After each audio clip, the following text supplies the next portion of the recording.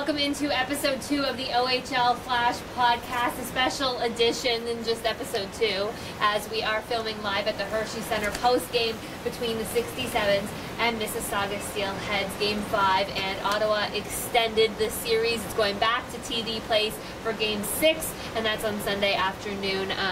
But a lot of implications around the league today. 4 of the 6 games all had elimination on the line, so we know Mississauga did not manage to eliminate Ottawa. Owen Sound is about a minute 25 away from eliminating the Kitchener Rangers. What else we got? Gens and Wolves. Gens are up 3-1. That's a big Looking game. like going back to Sudbury there with the 3-2 lead. Absolutely. And then the Fronts, they've won 3 straight.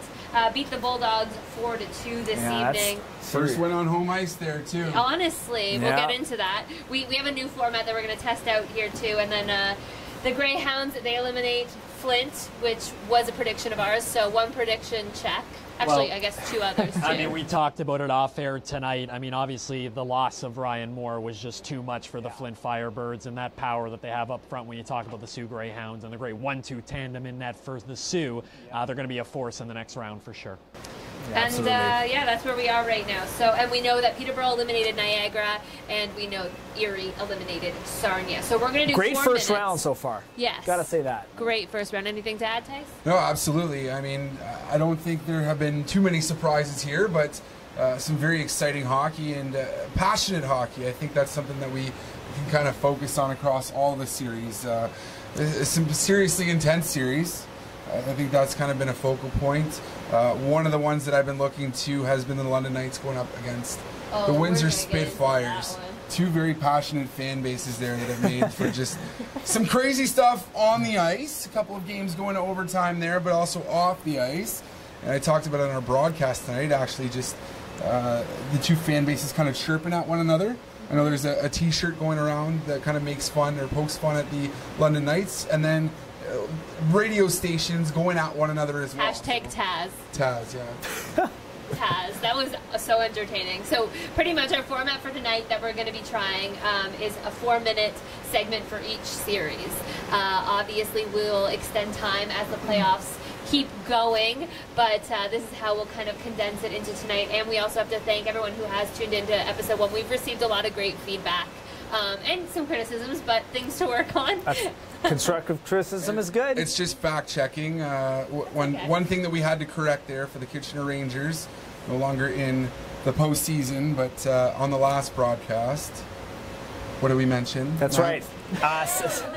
You really like this one, don't you, Good Tyson? segue. Well, I had to do. I mean, you know why I'm mentioning this again, Right. So I made a mistake and said that the Kitchener Rangers won all 8 games when in fact they went 7-1. But you know, really as a moot point now at this point, as their postseason is over. But my apologies to Rangers fans, and you know what, hopefully a great season for you next year. Absolutely, for sure. All right, should we get right into it? Absolutely. Any other news and notes? Other than we had John Gruden phone in earlier this week. We had a great conversation with him, and obviously that conversation needs to be updated now that Hamilton has continued pressuring them in that series. Well, we're going to get into it later tonight, but there is a warrant out for Leo Lazarev tonight in the city of Mississauga. Did police give you a call? Yeah, they did. Okay, yeah. let's start there with Detective Spencer Watson. 4 minutes on the clock. Kyle, why don't you start us off? Go ahead.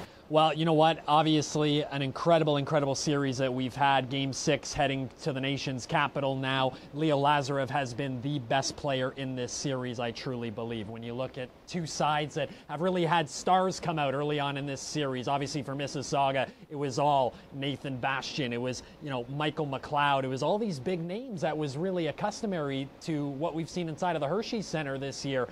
But again, Ottawa is just that nitty-gritty team that loves battling to the bitter end, and we saw it last year in this 2-7 matchup. Barrie Colts, Mississauga Steelheads. All you need to do is just fly around the ice and let things happen, and that's exactly what Ottawa's doing this year. It's a tremendous series. I love what I'm seeing from Ottawa in the sense that, you know what, Jeff Brown, not on the bench. Your captain, not on the ice. And they're really showing this grit, and I think it's really going to pay off in game number 6 for sure. Yeah, obviously, I mean, for the first 50 minutes of this hockey game was all about Leo Lazarev. I mean, one fantastic save after the next, and that really set the tone for this hockey game. If it wasn't for Lazarev, I mean, the 67s would be on the bus, and they would be probably almost on the golf course by now, because he was fantastic, and he's the only reason that this game is going back to Ottawa for Game 6. Obviously, you got to give a lot of love to their team for scoring some really key goals. Archer Tanulin, he scored a big one. He scored a couple on the evening, and then Jared Stay as well. Those were big response goals, and down the stretch when Mississauga started to get back into this, they got one on Lazarev, they got another one, then they got three.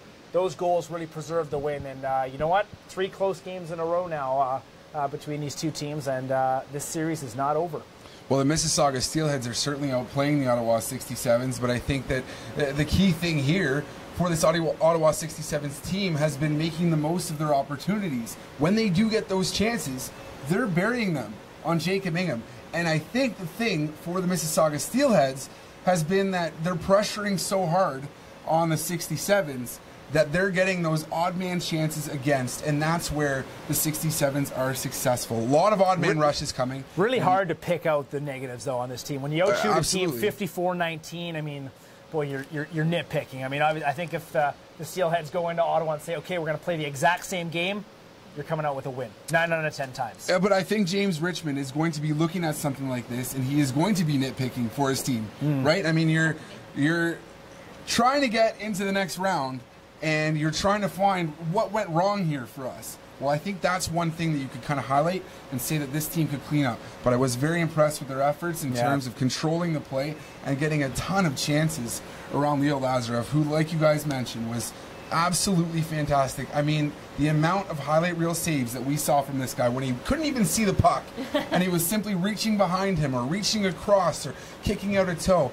It was unbelievable. One of the best goaltender performances that I've ever seen. And it almost sucks that this guy let in 3 goals tonight. It would have been a greater storyline had this guy put up a shutout, but lo and behold, or nonetheless, I should say, walks away with the win, and I think that's what he is most concerned about. Well, I got an interesting interview out of Patrick White, the overager, who just said they needed to up it a notch, get another level, and lo and behold, again, he was the key to that extra level as an overager, and we've got 24 seconds left in this. He's the one who came in, got the insurance goal in the second period, and then obviously the third period just opened wide open. And if anybody wants to look at as an excuse saying that, because of the fact that Nick Hague was out of the lineup, this was Mississauga really not at their best, it was far from that. You cannot look to Nick Hague not in the lineup right now to look at that. That's something that you should be shying away from. All right. I think you're okay, cut off there, my friend. No more chat. No more chat. We're moving on. Okay. Let's go Hamilton. Okay, we got it. Let's do Hamilton, Kingston. Yeah. All right. And let's start with Matt this time. All right. Well, obviously, just a couple of minutes ago, since we're started filming this podcast, the Kingston Frontenacs picking up a big win, so they get their first win on home ice for both those teams in this series, and now go back to Hamilton, where they just won 2 in a row now with a 3-2 series lead. Obviously, we had a chance to talk with John Gruden, the head coach of the Bulldogs, a couple of days ago, and obviously some things have changed since then, but obviously the message that his team needs to be better is certainly more clear than it was 2 days ago, because now his team's dropped 3 straight. This is going to be a grind-em-out series between these two teams, and oftentimes it is when you see a 4th and a 5th seed going up against one another, and the Kingston Frontenacs as an organization are definitely no strangers to being in this position. I think they've been here time and time again. They've gone deep in series. They've struggled to get beyond that first round, maybe second round in their recent history, but I think that they have to feel good after this 3-game winning streak against the Hamilton Bulldogs. That momentum shift is very important, and you kind of get the monkey off your back getting that first win at home. So it's just going to be a series of these momentum swings and who can kind of, persevere and kind of overcome the next. But great efforts from the Kingston Frontenacs coming back from that huge deficit there, 2-0. I think you have to look back to last season and the fact that losing in the conference semis to a team like the Niagara Ice Dogs, I think that experience paid dividends. They were a number 1 seed that year, too. They were a number 1 seed. Obviously, the Eastern Conference regular season champions. You look at a guy like Jeremy Helvig last year. He overtook Lucas Parasini. It's been his net from the get-go from that point, and he has really matured. He has had a tremendous series. You look at the larceny that we saw inside of the building here tonight. Jeremy Helvig has had a series to remember, and if Kingston's going to make their way into this conference semis. He's a big part of it. And obviously, you look at those secondary pieces from last year, Jason Robertson and company. That really paid dividends as well, learning from guys like Spencer Watson, Michael Del Cole. Now they're in the limelight, and they're excelling at a great rate. Jason Robertson had a great game last night at the First Ontario Centre, and they're really starting to look solid here towards the end of this series. And the thing is, this team has kind of figured out their goal scoring, and they're starting to put the puck in the back of the net now, and they're controlling the play and getting the saves from Helvig when they need them. So I think that was kind of the key for this Kingston Frontenac's team. And they're going to be feeling a lot better now that they've got kind of this momentum on their side and those 3 wins behind them. And talking to John Gruden earlier, we talked about Matt Strome, which was a player we predicted to really step up in the postseason, and that he has into a variety of different roles. And then you can also look at, of course, Dawson Carty between the pipes, coming with some experience. He's a guy who can step up to the plate, take on more responsibility, even if he, I'm not going to say the word wasn't prepared for it, but he left Mississauga a couple seasons ago, backing up Spencer Martin, not getting a ton of ice time, as we saw Spencer Martin really dominate between the pipes, gets traded to Kitchener, and then, you know, turns his whole OHL career around. How much time do we have left? I'll let you comment on that, Kyle, because I know you saw a lot of him. Dawson Carty is somebody that, you know, very easy to root for. Obviously, a native of Mississauga. People in these parts know him very well. He had, I think, an unfair shot early on. I don't think Mississauga gave him enough of an opportunity. Well, he came into a situation, right? Absolutely, yeah, for sure. He had some great goaltending in front of him here in Mississauga. He got an opportunity to flourish in Kingston. He did a great job. Look at that record that he had in the Western Conference as a member of the Kitchener Rangers. You cannot ignore that. He comes into Hamilton now, really gives a guy like Caden Fulcher that leadership ability. And I think, again, similar situation to Kingston. Next year, you're going to see Caden Fulcher look really strong for this Kingston. 7 seconds, Tyson. You're a bit of a journeyman there. Yeah. Spent time with a number of OHL clubs. Yeah, so. absolutely. All right, and 1. Good job, guys. We're getting better as this progresses. Let's go to Peterborough Niagara. Obviously, no action tonight as Peterborough awaits their next opponent as they swept the Niagara Ice Dogs. But we have to give a big shout out. I have to start this. 4 minutes. There we go. The Ice Dogs fan base. They are just so loyal. We saw them come into the Hershey Center, that final game of the season. Second last game of the season. 7 busloads, packing it in here. Everything I've seen on Twitter are nothing but positive things about the Niagara franchise. They didn't expect them to get this far, and against the Pete's team that has, you know, Stephen Lawrence and Jonathan Ang and Brandon Prophet stepping up after we interviewed him last week. Tyson, you want to start? Yeah, completely. I think you have to be proud as a fan of the Niagara Ice Dogs that they even made the postseason, because I didn't think a lot of people across the league were really pegging them to do so. But they get into the postseason, they gain a little bit of experience there, and that is very important for a team. And this is a young team that is going to be good in years to come. Well, we saw it with the Steelers last year in the 7th seed. So. Precisely, and not that the Niagara Ice Dogs were able to push it to Game 7 right, like the Steelheads did. But still, very important. It gets the fan base excited and gives them a little bit of something to cheer for. You like to see a fan base rewarded. If they're packing 7 buses full and bringing them to here to the Hershey Center and filling this building, that's 10 seasons straight in the postseason. That's rewarding them, right? Absolutely.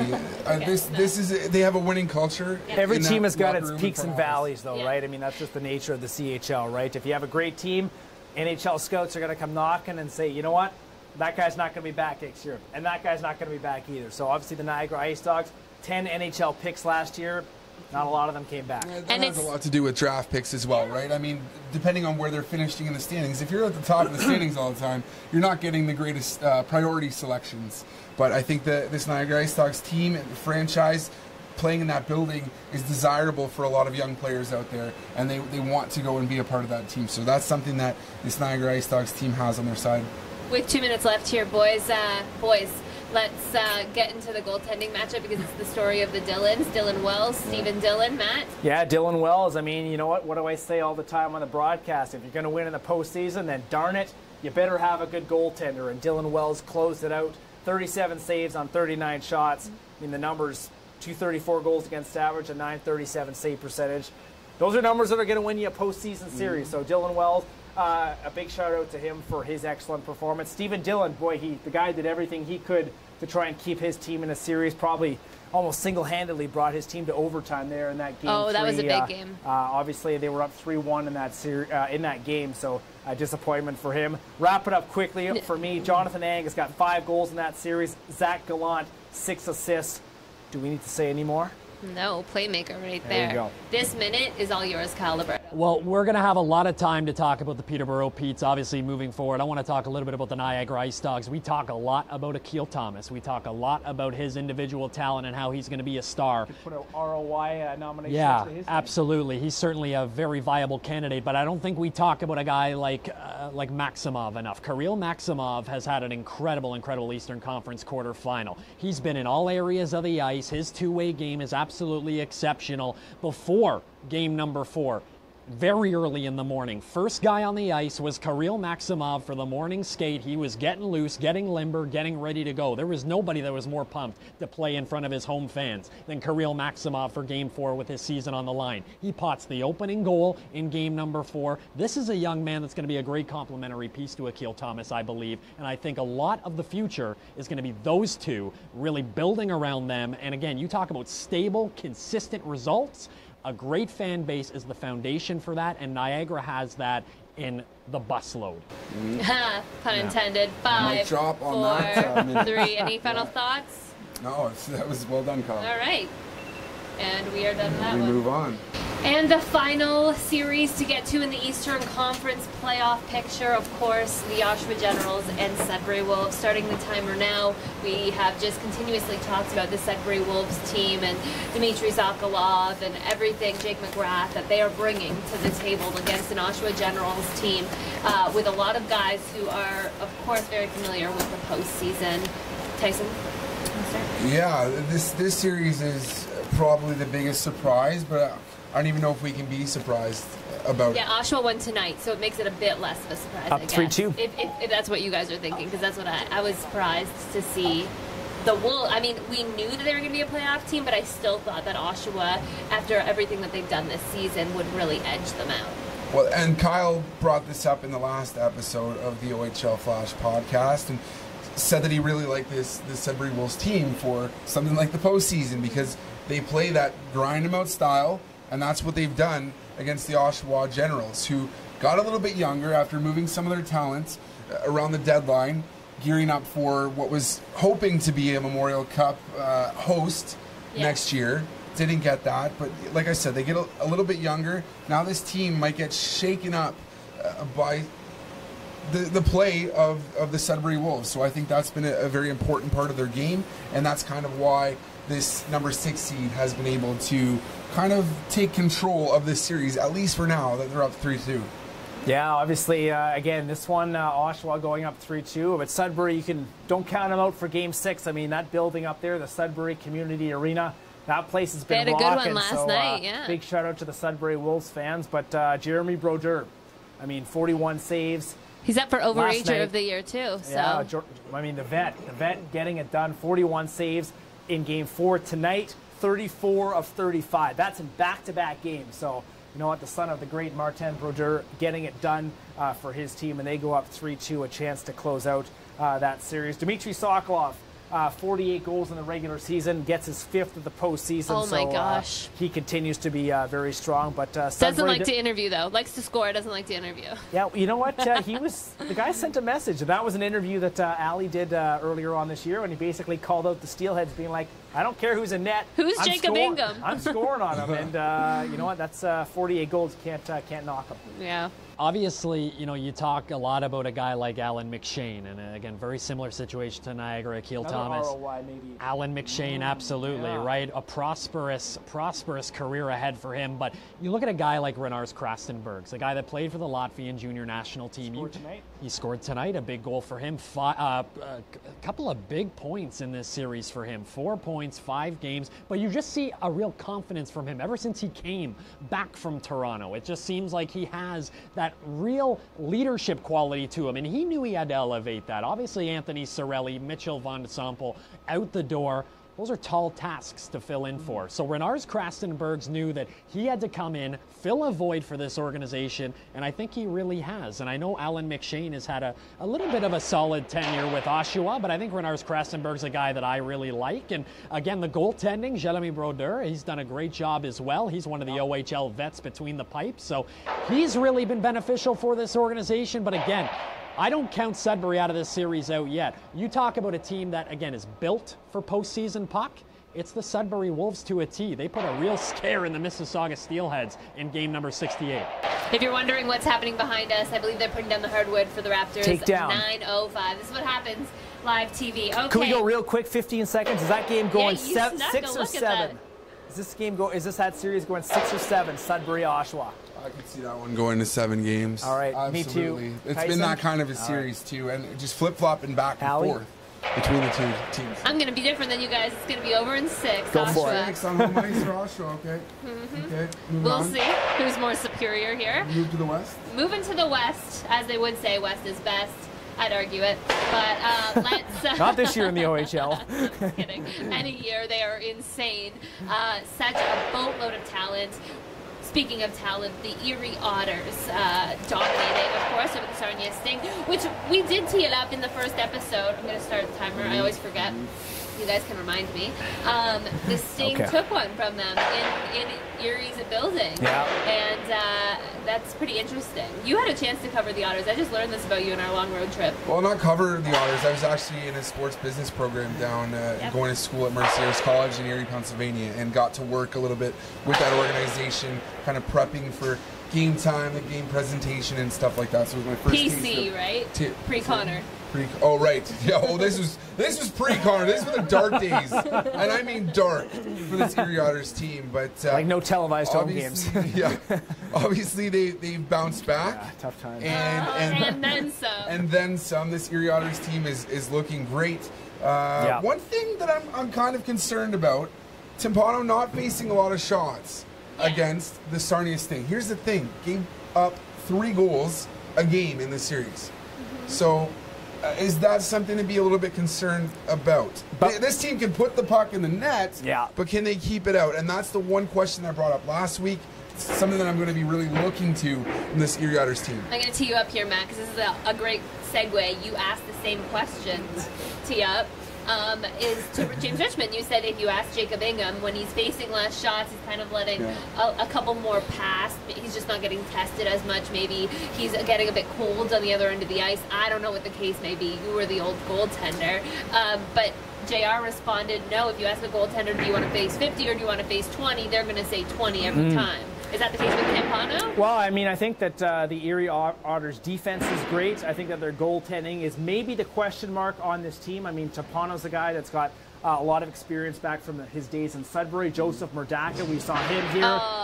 The ability to steal a game. That being said, when you're putting up 29 goals over 4 games, goaltending is not the concern. Basically, when LeBron James does this, that's what the Erie Otters did to the rest of the OHL. I don't have the muscles for it, unfortunately. No, but when they awesome. score 29 goals in 4 games, you're saying, everybody, we're going to outscore you. It doesn't matter how many goals we let in. We will put more on the board than you. So the Erie Otters, look at Alex DeBrincat. 13 points in 4 games. Dylan Strome, 11. Taylor Radish, 11. Dylan Strome stepping up. He was the question mark for Top you. Top 3 in the league in scoring after that 4-game series. So maybe we'll get to that goaltending point in one of the later rounds, but not yet. But are they deeper than that top line, that top unit of guys? And that was another question that I know Kyle's brought up before. Well, Darren Radish, Taylor Radish, the 2 Radishes, and if we're looking at blue line as well, which you talked a lot about on our broadcast today, you can answer Tyson's question. He teed you up. There you go. Here we go. I'm going to slam it down. Here we go. So, obviously, prototypical stuff. You go on the OHL website. It's got the leading scorers in the playoffs. Who are they? Alex DeBrincat, Dylan Strome, and Taylor Radish. These are 3 guys that are obviously dynamic talents, and Alex DeBrincat is starting to show that dynamic play. He leads the team right now in apples. He leads them in apples. He leads them in assists right now. To have the ability to change your game as much as Alex DeBrincat has through 4 games in this OHL playoffs really has me less concerned now about the depth of the Erie Otters, because he's finding ways to get the other guys involved, that second unit, that bottom 6 of Erie.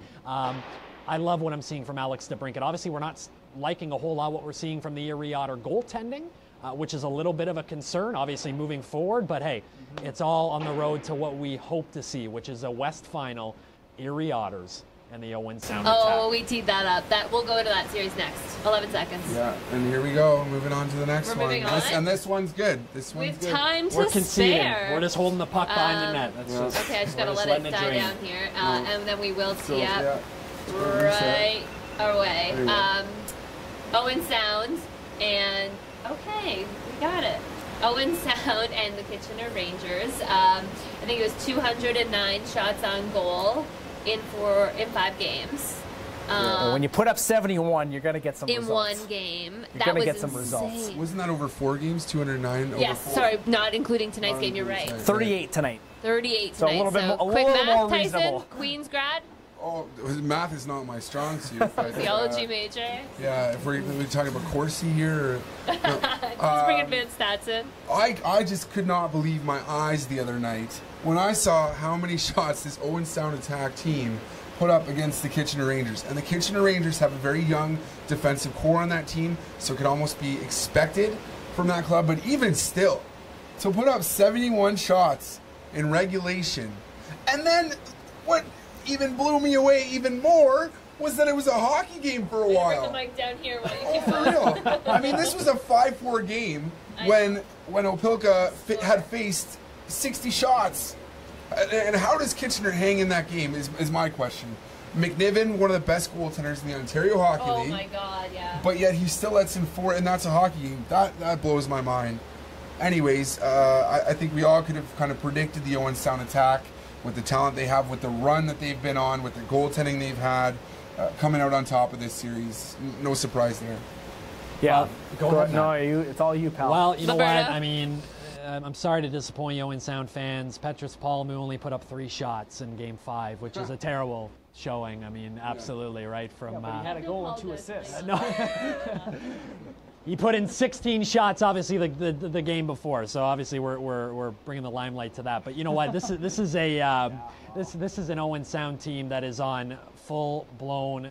Let's go get them. You know, let's just go get them. This is a team that obviously is eyeing that MasterCard Memorial Cup. This is a team that really believes that they can get to it. And I think when you look at the way of the Kitchener Rangers, this is a team right now that's thinking about next year. Obviously, just naming Mike McKenzie, the general manager of the Kitchener Rangers, is a big step towards what they want to do in the offseason. So I think brighter days are certainly ahead. And again, another organization with great winning tradition. I would not worry at all about this Kitchener Rangers team. They will be back in the playoff picture next year, and they will make a serious run. And we gave a shout out to the odd and the playoff atmosphere that is at that hockey rink. And absolutely, I think putting Mike McKenzie in that GM role is kind of at this time a good move to kind of communicate with your fan base. Yeah, absolutely. I mean, like Kyle said, a great tradition of winning, and obviously when they decided to deal Jeremy Bracco prior to the deadline, you know what? They said the West is stacked this year, which it was, and they just felt that they weren't quite there yet. And there's no shame in that. There's no shame in saying, you know what? Let's get some prospects. Let's think about the future here a little bit. And you know what? They took a game off Owen Sound, which I don't think many people thought they would.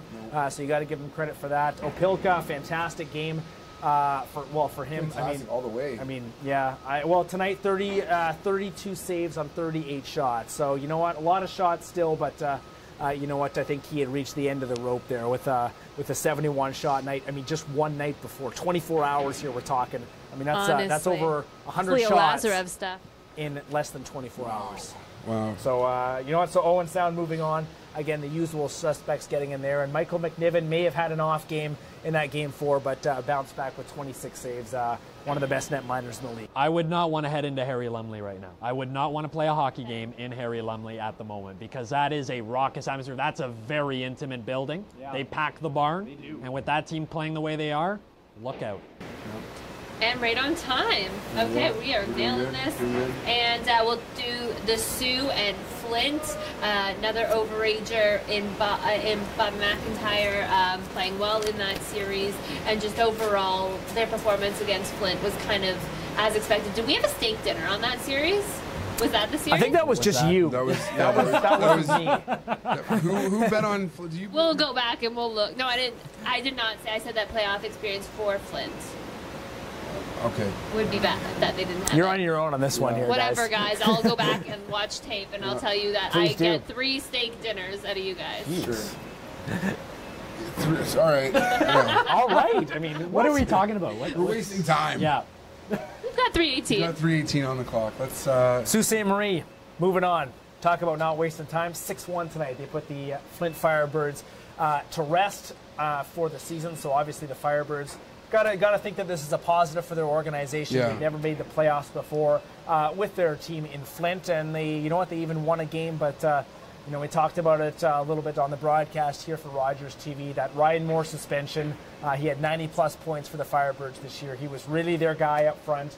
And Flint didn't have any more to give up there. But you know what? A young team. A lot of guys got a lot of good experience. And the Sault Ste. Maries with their depth and goal. Villalta obviously starting this series. Joseph Raymaker's taking it home. And they've got a lot of real good talent up in Sault Ste. Marie. So that West is going to get even tighter now. We've got Erie moving on. We've got the Sioux moving on.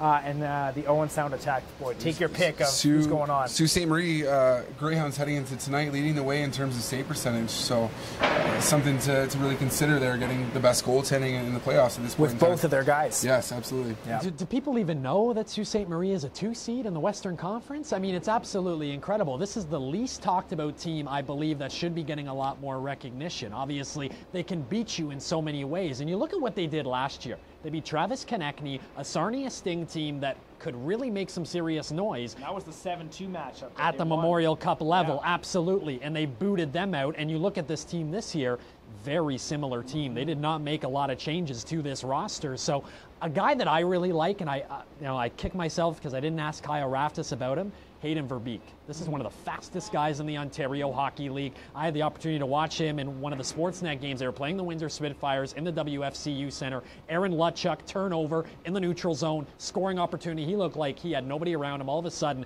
coming out of the corner is Hayden Verbeek on the back check and steals one from Lutchuk, taking away a great scoring opportunity for Windsor. I love this guy's game. I think he's going to be certainly a big key as we head into really some more skillful play in these next couple of rounds. That's going to be very critical. And again, I mean, we love the 1-2 tandem between the pipes. So if my math is correct, we will have the Sault Ste. Marie Greyhounds, the 2 seed, taking on the Owen Sound Attack, the 3 seed. Which is insane that that's the conference 4 and semis. 5 London and Windsor still to be decided. We know they'll get Erie.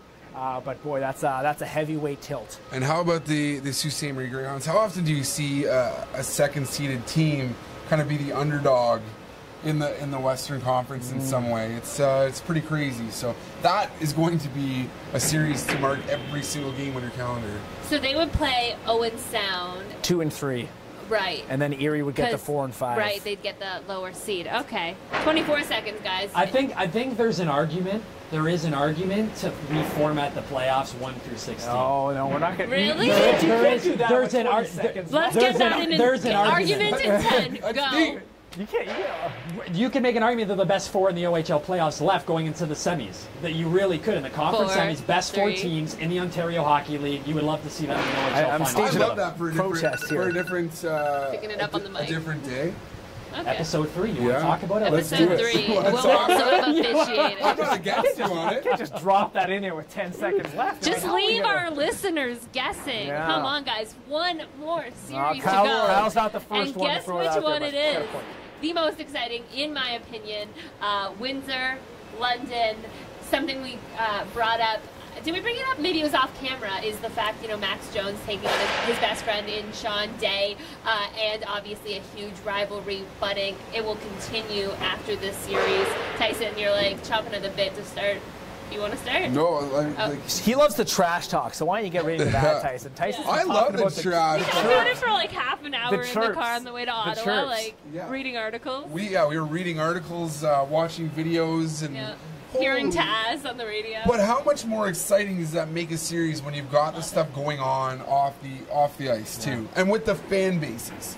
I mean, I love this. This builds up a game, and then it builds rivalries. So it's something that you see, if you can hear me, something that you see tear down mode here. for many, many years to come. you're going to remember that matchup. Oh, always. And I think, I mean, if we take a look at the Windsor Spitfires here, here's a team that can maybe kind of sit back.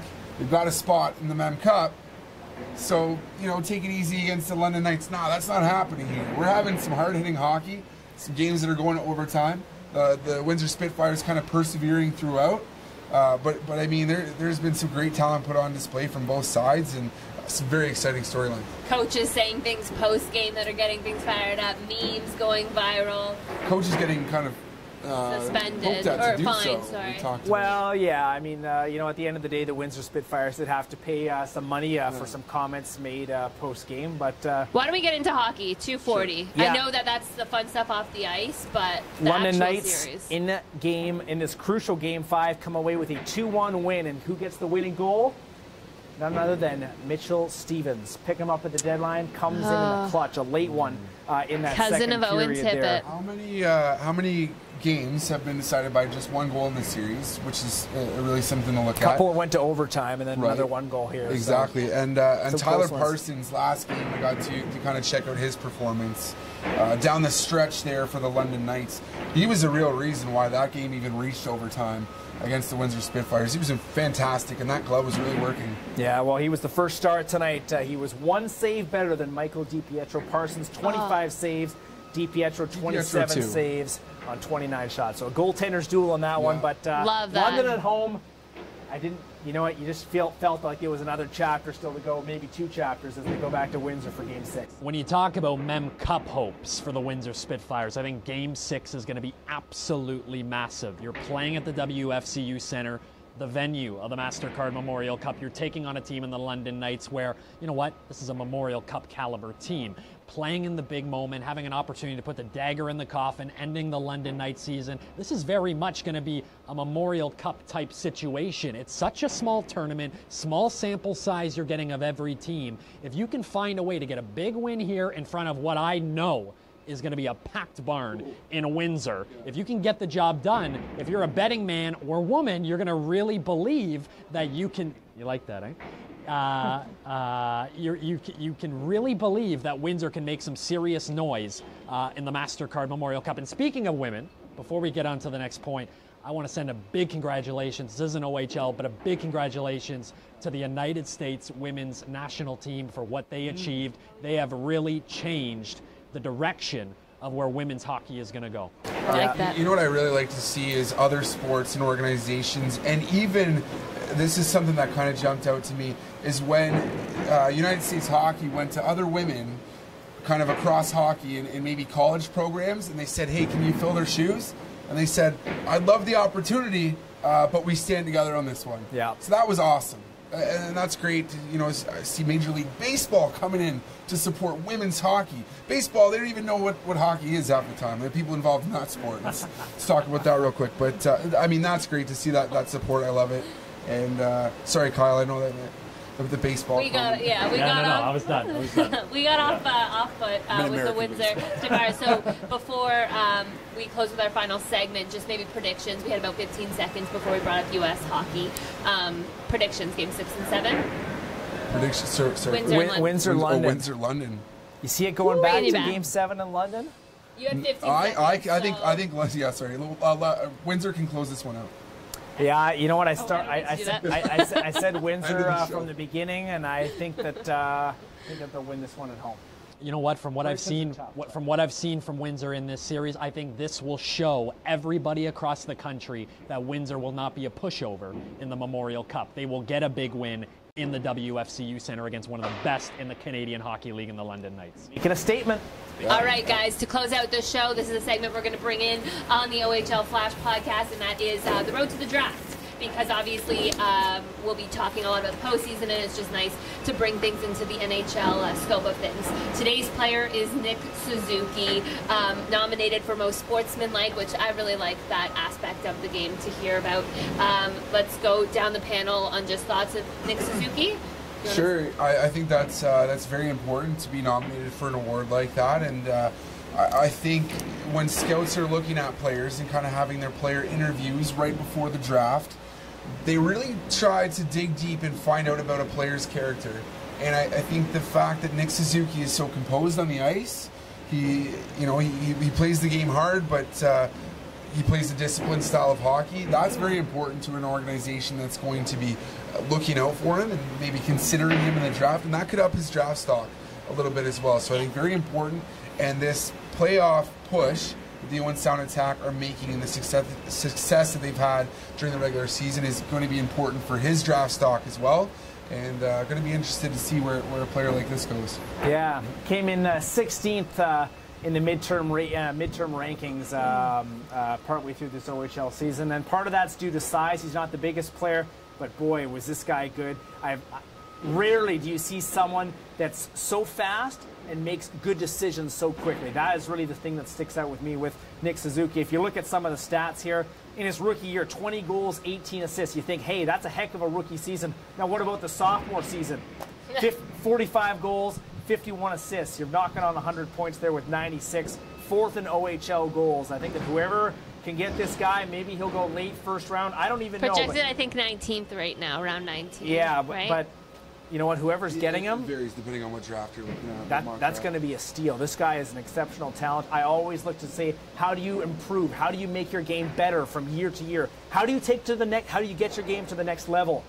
Scoring 20 in your rookie year, and then scoring 45 in your sophomore year, that's doing it. I think that's strength really for Suzuki, and that's what's going to allow him to make the jump to the NHL, and hopefully for this player kind of contribute at that level is going to be putting on some size, and I think that really helped him from year one to year two, and you see that with a lot of guys. Ryan McLeod's someone that I look to on the Mississauga Steelheads like that. He's going to speed is so much more important than it was. Strength. That's the way the league's going. Right. You kind of piggyback on my thought. The big thing about Ryan Suzuki, he is going to. Sorry, Nick. Wrong You got Ryan draft. McLeod in your head. Other draft. I love my minor Ryan hockey. Suzuki I love too my for minor the hockey. OHL draft in a couple of days. Shout out to the London Junior Knights. Okay. So the thing about Nick Suzuki is he's going through his entire draft process as a 17-year-old. And that's actually there's a theory out right now with a lot of scouts, and they believe that going through the process as a 17-year-old and having a late birthday is very, very beneficial for a prospect because you have a little bit more of an opportunity to really gain that strength, to gain that size. Think about their age, right? Think about where they are. They're in their growth spurt time. So having that late birthday is a huge benefit to any prospect, and that's what separates Nick Suzuki, no matter where he goes, whether it be 19, whether it be some people projecting at maybe as high as 25, maybe as low as 45, wherever you get him, it's going to be a very, very big discount because he has a lot more to give, he has a lot more to grow, and he has a lot more to learn going through the process as a 17-year-old. Compared to a Ryan McLeod, who's going to be drafted a little bit older and has time to really up his draft stock in the O. I guess there's two arguments there. It's a bigger factor than what people believe. No, that's huge. Well, hence the OHL adding the U18 draft, right? This season, April 12th, especially for goaltenders, and also giving teams the ability to draft a goaltender, take that chance on an 18-year-old netminder, but get to choose a player as well. I think it is huge. Age is such a big thing. When people are analyzing this league, I mean, I'm next to the players, so I can really put in perspective that this guy's a teenager, and he's learning as much as any young hockey player is. So to put that much pressure on him on his career, you told me at 17 you gotta pick where you're going to be for the rest of your life. That's difficult for a hockey player. That's what society has done to us, unfortunately, though. Go and pick a major and then do it for the rest of your life. How's that working out for you? It's not. Yeah, well, me too. You're doing great, pal. We are doing great, though, here on the OHL Flash podcast. Let's end it on that. Thank you, guys. Cal Liberto, Matt Cullen, Tyson Geik, Ali Monroe. We'd love to hear your thoughts, comments, concerns, compliments more so maybe, and we'll be back for episode 3. Hashtag RTV OHL Flash. That's it. Hashtag RTV OHL Flash. And thank you for tuning in. We'll see you next week for episode 3. Have a good one, everyone. Scores!